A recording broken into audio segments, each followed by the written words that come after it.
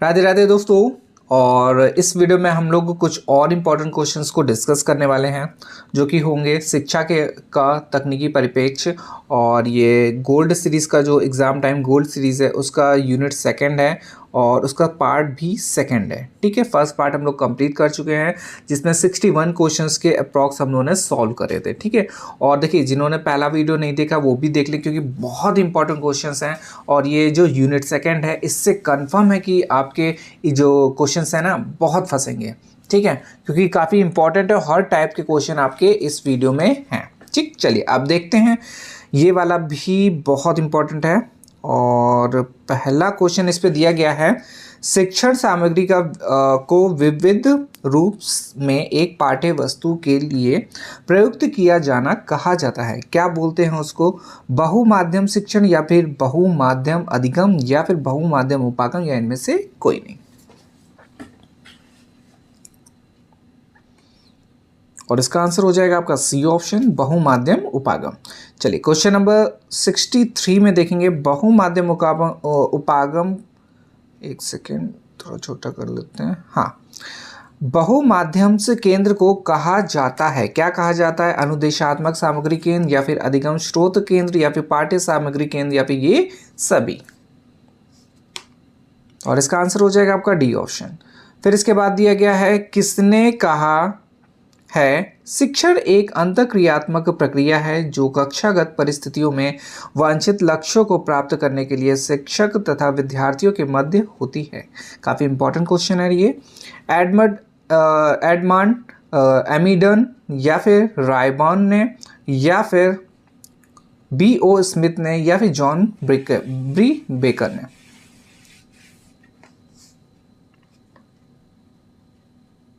और इसका आंसर हो जाएगा आपका ए ऑप्शन। फिर दिया गया है, किसने कहा है कि शिक्षण परिपक्व तथा अपरिपक्व व्यक्तित्व के बीच घनिष्ठ संबंध है जिसका प्रारूप अपरिपक्व व्यक्ति को शिक्षित करने के लिए किया जाता है। किसने बोला है? B.O. स्मिथ ने या फिर S.C. मॉरिसन ने या फिर जॉन ब्रू बेकर ने या फिर रॉय बर्न ने।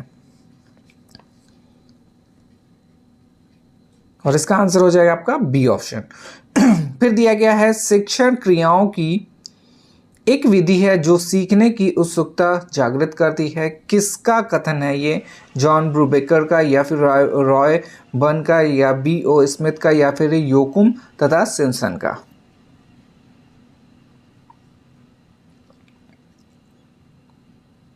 और इसका आंसर हो जाएगा आपका सी ऑप्शन से B.O. स्मिथ का। फिर दिया गया, अच्छे शिक्षण की विशेषता है सहयोग पर आधारित या फिर जनतांत्रिक मूल्यों एवं आदर्शों पर आधारित या फिर वातावरण से अनुकूलन करने में सहायता या फिर ये सभी। और इसका आंसर हो जाएगा आपका डी ऑप्शन, ये सभी। फिर दिया गया, निम्न में से कौन सा कथन सही है? शिक्षण के अंतर्गत शिक्षक और शिक्षार्थी के बीच पारंपरिक अंतर प्रक्रिया होती है या फिर अनुदेशन के अंतर्गत शिक्षक एवं शिक्षार्थी के बीच पारस्परिक अंतर प्रक्रिया नहीं होती है या फिर शिक्षण में अनुदेशन निहित होता है परंतु अनुदेशन में शिक्षण होना आवश्यक नहीं है या फिर उपयुक्त सभी। और इसका आंसर हो जाएगा आपका डी ऑप्शन। फिर दिया गया, शिक्षण के संबंध में निम्न में क्या सही है? जॉन डीवी के अनुसार शिक्षा क्या है? त्रिमुखी प्रक्रिया है या फिर शिक्षण द्वारा छात्रों के ज्ञानात्मक, भावात्मक तथा क्रियात्मक तीनों पक्षों का विकास किया जा सकता है या फिर अनुदेशन द्वारा केवल ज्ञानात्मक पक्ष को विकसित किया जा सकता है या फिर उपयुक्त सभी। और इसका भी आंसर क्या हो जाएगा? डी ऑप्शन हो जाएगा। फिर दिया गया, शिक्षण का चरण होता है पूर्व क्रिया चरण, अंत क्रिया चरण या फिर उत्तर क्रिया चरण या फिर ये सभी। और इसका आंसर हो जाएगा आपका डी ऑप्शन, ये सभी। चलिए क्वेश्चन नंबर 71 और इसमें दिया गया, शिक्षण के पूर्व क्रिया चरण में निम्न में कौन सी क्रिया सम्मिलित है? ऑप्शन दिया गया है इस पे, शिक्षा के उद्देश्यों का निर्धारण तथा पाठ्य वस्तु के संबंध में निर्णय और शिक्षण की युक्तियों के संबंध में निर्णय लेना या फिर शिक्षण युक्तियों का वितरण या फिर उपयोग सभी। और इसका आंसर हो जाएगा आपका डी ऑप्शन। फिर दिया गया शिक्षण के अंतः क्रिया चरण में कौन सी क्रिया सम्मिलित है? ऑप्शन दिया गया कक्षा के आकार की अनुभूति, या फिर सीखने वालों का निदान, या फिर क्रिया तथा प्रतिक्रिया, या फिर ये सभी।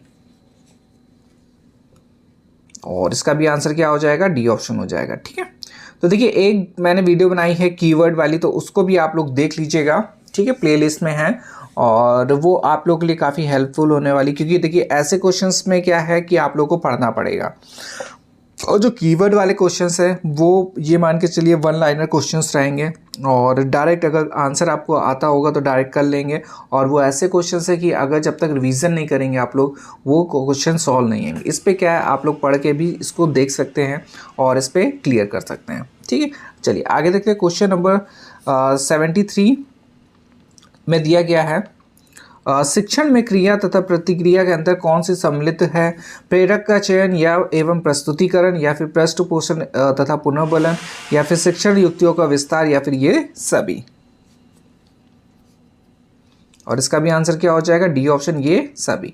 फिर दिया गया शिक्षण के उत्तर क्रिया चरण में किस क्रिया पर विशेष ध्यान दिया जाता है? ऑप्शन दिया गया शिक्षण द्वारा व्यवहार परिवर्तन में शुद्ध रूप से परिभाषा, या फिर मूल्यांकन की उपयुक्त विधियों एवं प्राविधियों का चयन, या फिर प्राप्त साक्ष्यों से शिक्षण नीतियों में परिवर्तन, या फिर उपयुक्त सभी।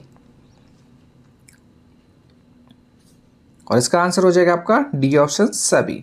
फिर दिया गया है शिक्षण का स्तर। पहला दिया गया ऑप्शन स्मृति स्तर, बोध स्तर, या फिर चिंतन स्तर, या फिर ये सभी। और इसका भी आंसर क्या हो जाएगा आपका? डी ऑप्शन हो जाएगा, ये सभी। फिर दिया गया है क्वेश्चन नंबर 76 और इसमें शिक्षण का प्रारंभिक स्तर है चिंतन स्तर, बोध स्तर, स्मृति स्तर, या फिर इनमें से कोई नहीं।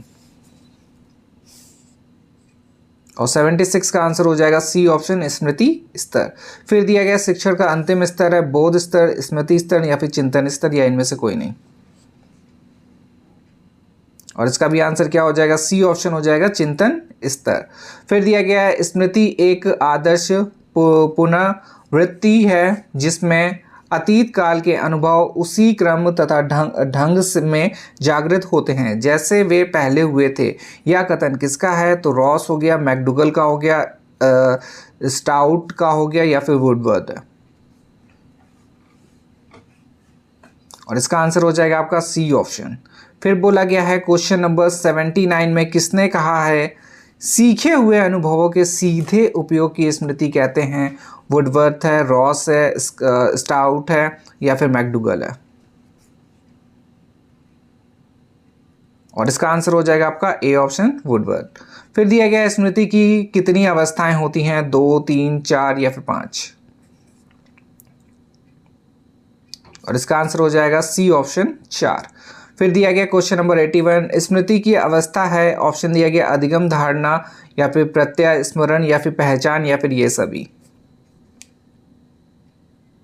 और इसका आंसर हो जाएगा आपका डी ऑप्शन, ये सभी। चलिए क्वेश्चन नंबर 82 पे आते हैं और इसमें दिया गया अच्छी स्मृति की विशेषता नहीं है।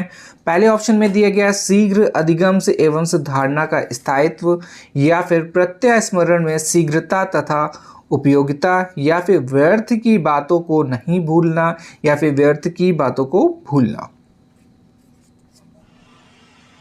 और अच्छी स्मृति की विशेषता कौन सी नहीं है? सी ऑप्शन इसका हो जाएगा, व्यर्थ की बातों को नहीं भूलना। चलिए आगे देखते हैं क्वेश्चन नंबर 83 और इसमें दिया गया स्मृति स्तर के शिक्षण के संबंध में क्या सही नहीं है? स्मृति स्तर का शिक्षण विचारहीन होता है और स्मृति स्तर के शिक्षण में छात्रों के मस्तिष्क में ज्ञानात्मक स्तर तथा तत्वों एवं सूचनाओं को बाहर से बलपूर्वक ठासा जाता है, या फिर स्मृति स्तर का जो शिक्षण है सूझबूझ से युक्त होता है। और फिर लास्ट दिया गया स्मृति स्तर का शिक्षण रटने पर बल देता है।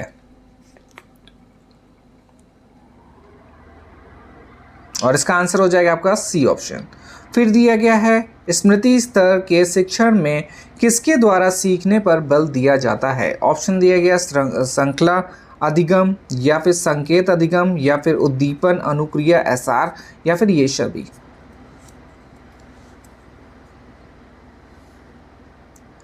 और इसका आंसर हो जाएगा आपका डी ऑप्शन। फिर दिया गया है स्मृति स्तर के शिक्षण का प्रवर्तक माना जाता है मॉरिसन, हर्बर्ट, फ्रॉबेल या फिर इनमें से कोई नहीं।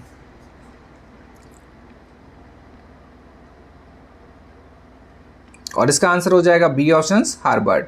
फिर दिया गया है क्वेश्चन नंबर 86 स्मृति स्तर के शिक्षण के संबंध में क्या सही है। ऑप्शन दिया गया स्मृति स्तर का शिक्षण शिक्षक प्रधान होता है और इस स्तर के शिक्षण में शिक्षकों द्वारा शिक्षक छात्रों की रुचियों, रुझानों, योग्यताओं तथा आवश्यकताओं पर ध्यान न देकर उन्हें ठोस अनुशासन में जकड़े हुए उनके मस्तिष्क में तत्वों तथा सूचनाओं में भाव से ठूसता है। और फिर नेक्स्ट दिया गया है इस पे ऑप्शन इस स्तर का शिक्षण ज्ञानात्मक पक्ष तक ही सीमित रहता है और या फिर उपयुक्त सभी। तो इसका भी आंसर डी ऑप्शन हो जाएगा। फिर नेक्स्ट दिया गया है स्मृति स्तर के शिक्षण का प्रतिमान के प्रारूप का सोपान है, उद्देश्य है, संरचना है, सामाजिक प्रणाली या मूल्यांकन प्रणाली है या फिर ये सभी है। और इसका आंसर हो जाएगा डी ऑप्शन, ये सभी। फिर है हार्वर्ड महोदय ने स्मृति के शिक्षण की व्यवस्था को कितने पदों में बांटा है, 3, 4, 5 या फिर 6।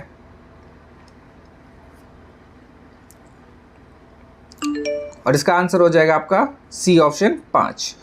फिर दिया गया हार्वर्ड की 5 पदीय प्रणाली का पहला पद है प्रस्तुतिकरण, तैयारी एवं प्रस्तावना, तुलना एवं संबंध या फिर प्रयोग। और इसका आंसर हो जाएगा आपका बी ऑप्शन, तैयारी एवं प्रस्तावना। फिर दिया गया क्वेश्चन नंबर 19 निम्न में से कौन सा कथन सही है। बोध स्तर के शिक्षण के लिए या आवश्यक है कि शिक्षण पहले स्मृति स्तर की हो चुका हो या फिर बोध स्तर का शिक्षण अर्थपूर्ण होता है या फिर इस स्तर का शिक्षण करते समय शिक्षक तथा शिक्षार्थी दोनों ही पाठ के विकास में सक्रिय रूप से भाग लेते हैं या फिर उपयुक्त सभी। और इसका भी आंसर क्या हो जाएगा, डी ऑप्शन हो जाएगा, सभी इसके ऑप्शन सही हैं। चलिए आगे देखते हैं क्वेश्चन नंबर 91 और इसमें दिया गया निम्न में से कौन सा कथन सही है। बोध स्तर के शिक्षण के लिए या आवश्यक है कि शिक्षण पहले स्मृति स्तर की हो चुका हो या फिर बोध स्तर का शिक्षण अर्थपूर्ण होता है या फिर एक सेकेंड, ये क्वेश्चन रिपीट 91, हाँ ठीक है दूसरा ये, हाँ इस पे दिया गया थर्ड ऑप्शन इस स्तर का शिक्षण करते समय शिक्षक तथा शिक्षार्थी दोनों ही पाठ के विकास में सक्रिय रूप से भाग लेते हैं।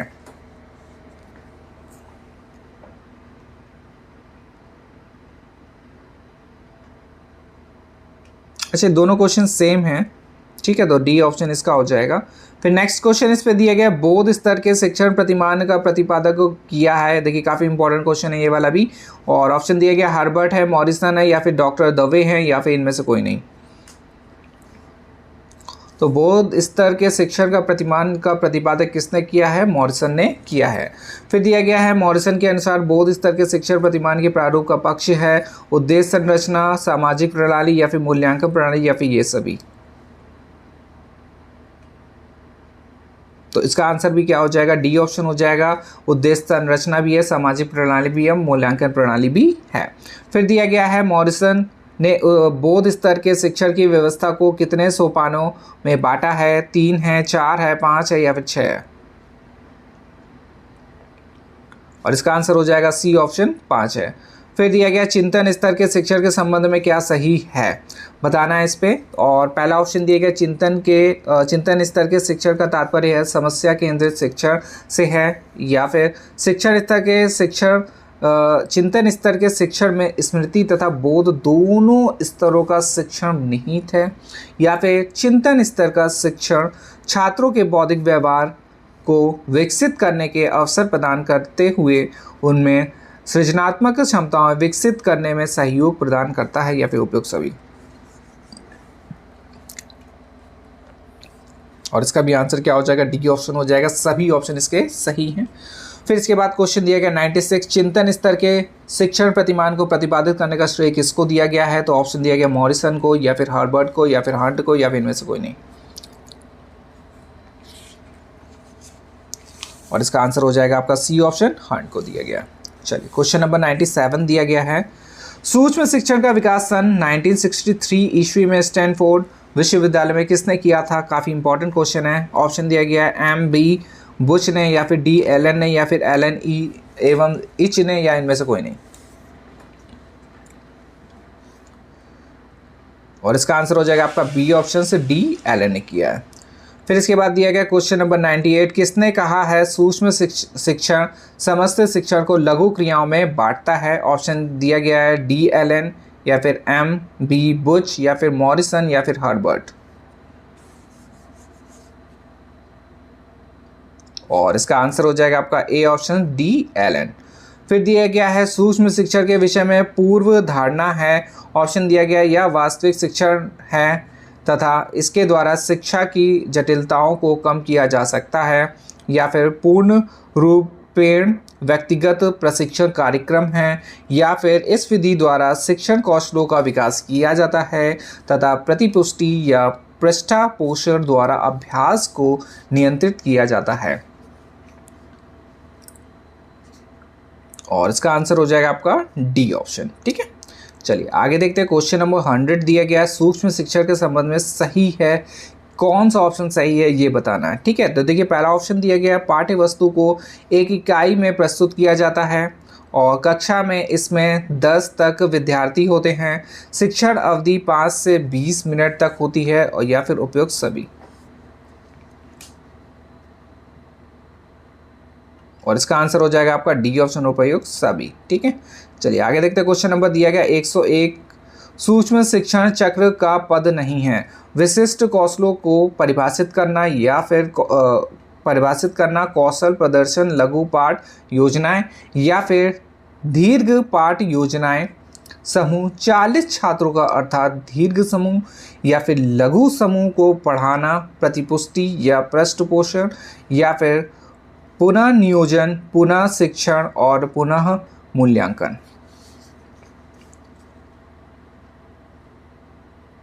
और इसका आंसर हो जाएगा आपका बी ऑप्शन। फिर दिया गया है क्वेश्चन नंबर 102, सूक्ष्म शिक्षण का गुण है, इसके अंतर्गत छात्रों की संख्या कम तथा शिक्षण अवधि भी कम होती है, और इसमें एक समय में एक ही शिक्षण कौशल पर ध्यान दिया जाता है, या फिर इसमें तात्कालिक प्रतिपुष्टि की व्यवस्था होती है, या फिर उपयुक्त सभी। और इसका आंसर हो जाएगा आपका डी ऑप्शन। फिर दिया गया क्वेश्चन नंबर 103, सूक्ष्म शिक्षण की सीमा है, सूक्ष्म शिक्षण प्रयोगशाला में व्यवस्था करना महंगा पड़ता है, या फिर यह विधि स्वयं में संपूर्ण विधि नहीं है तथा इसके प्रशिक्षण के लिए पर्याप्त समय की आवश्यकता रहती है, तथा और प्रशिक्षित प्रशिक्षकों का सर्वथा अभाव पाया जाता है, या फिर उपयुक्त सभी। और इसका भी आंसर क्या हो जाएगा, डी ऑप्शन हो जाएगा, सभी ऑप्शन इसके सही है। फिर इसके बाद दिया गया है 104, सूक्ष्म शिक्षण का लाभ, काफ़ी इंपॉर्टेंट है ये वाला क्वेश्चन भी, और इसमें दिया गया है, हाँ देखिए इस पे देखिए सूक्ष्म शिक्षण एक इम्पॉर्टेंट टॉपिक है, इसको अच्छे से पढ़ लीजिएगा। देखिए पहले इस पे दिया गया सूक्ष्म शिक्षण की सीमा, फिर इसके बाद दिया गया कि उसका लाभ क्या है। तो लाभ के भी हम लोग कुछ इंपॉर्टेंट पॉइंट्स दिए गए हैं, उसको देख लेते हैं। यह व्यक्तिगत प्रशिक्षण की सफल विधि है, या फिर इसके द्वारा विशिष्ट कौशलों का विकास किया जाना संभव है, या फिर इस विधि में तात्कालिक प्रभावशाली प्रतिपुष्टि की व्यवस्था होती है, या फिर उपयुक्त सभी।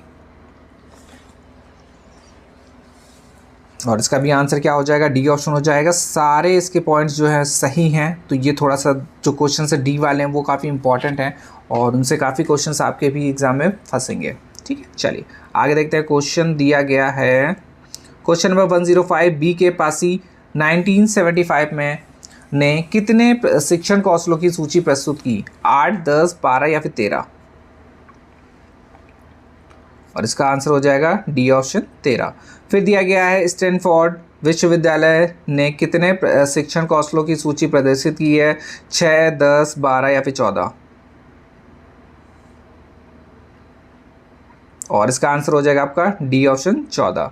फिर दिया गया है शिक्षक और विद्यार्थी में जो शाब्दिक संप्रेषण होता है उसके निरीक्षण एवं अंकन को ही अंतःक्रिया विश्लेषण कहते हैं। अंतःक्रिया वर्ग पद्धति का विकास सन 1950 में किया था। फ्लैंडर ने या फिर कार्ल्स पियर्सन ने या फिर गाल्टन ने या फिर इनमें से कोई नहीं।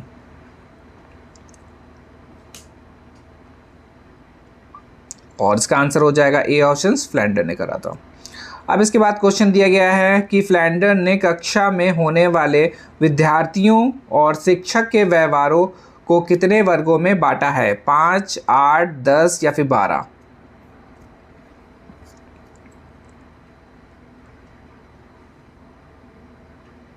और इसका आंसर हो जाएगा आपका सी ऑप्शन, ठीक है, 10 भागों में बांटा है, ठीक है। चलिए क्वेश्चन नंबर 109, और इसमें दिया गया फ्लैंडर की अंतःक्रिया वर्ग पद्धति के संदर्भ में क्या सही है? इसमें अशाब्दिक व्यवहारों को शामिल नहीं किया जाता है, या फिर कक्षा में छात्रों और शिक्षकों के शाब्दिक व्यवहारों में वर्गीकरण के लिए अंतःक्रिया विश्लेषण एक प्रेषण यंत्र के रूप में कार्य करता है, या फिर इस विधि का विकास शाब्दिक संप्रेषण को रिकॉर्ड करने के लिए किया जाता है, या फिर उपयोग सभी? और इसका आंसर हो जाएगा आपका डी ऑप्शन, ठीक है। चलिए क्वेश्चन नंबर 110, फ्लैंडर की अंतःक्रिया वर्ग पद्धति में शिक्षण वार्ता के 7 वर्ग को कितने भागों में बांटा गया है? 2, 3, 4 या फिर 5? और इसका आंसर हो जाएगा आपका ए ऑप्शन, 2 भागों में बांटा गया है। फिर क्वेश्चन दिया गया है शिक्षक वार्ता का भाग है अप्रत्यक्ष वार्ता या फिर प्रत्यक्ष वार्ता, या फिर दोनों, या फिर इनमें से कोई नहीं?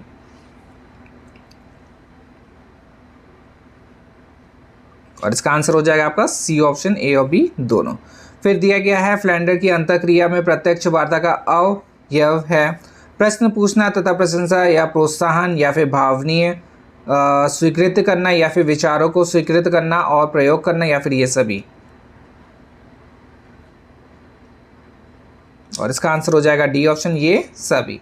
फिर दिया गया फ्लैंडर की अंतःक्रिया वर्ग पद्धति में शिक्षक वार्ता के अंतर्गत प्रत्यक्ष वार्ता का अवयव है निर्देश देना, व्याख्यान देना, या फिर आलोचना करना, या फिर ये सभी? और इसका आंसर हो जाएगा डी ऑप्शन, ये सभी।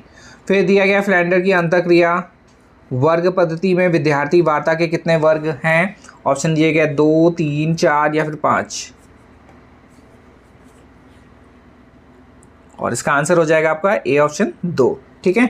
और इस वीडियो का लास्ट क्वेश्चन है ये, फ्लैंडर की अंतःक्रिया वर्ग पद्धति कक्षा में होने वाले छात्रों एवं शिक्षकों के व्यवहारों के वर्ग संदर्भ में क्या सही है? ऑप्शन दिया गया शिक्षक वार्ता 7 वर्ग, या फिर छात्रा वार्ता 2, या फिर कक्षा में चुप्पी या अव्यवस्था 1 वर्ग, या फिर ये सभी? और इसका आंसर हो जाएगा आपका डी ऑप्शन, ये सभी, ठीक है। तो देखिए आप लोगों ने वीडियो देखी और इसमें आप लोगों को समझ में आ गया होगा कितने इंपॉर्टेंट क्वेश्चंस हैं, और ऐसे ही क्वेश्चन आपके एग्जाम में पूछे जाएंगे, ठीक है। तो आप लोगों को पुरानी भी प्लेलिस्ट में पड़ी हुई है और उसमें काफ़ी अच्छे अच्छे क्वेश्चंस हैं, तो उसको भी देख लीजिए, उसमें भी आपके काफ़ी क्वेश्चंस आपके एग्जाम में पूछे जाएंगे, ठीक है। और जो भी अभी बचे हुए क्वेश्चंस हैं वो भी जल्दी ही आप लोग के कंप्लीट हो जाएंगे, एग्जाम से पहले आपका पूरा कंप्लीट हो जाएगा, उस पर टेंशन ना लें, ठीक है। चलिए मिलते हैं नेक्स्ट वीडियो में, धन्यवाद।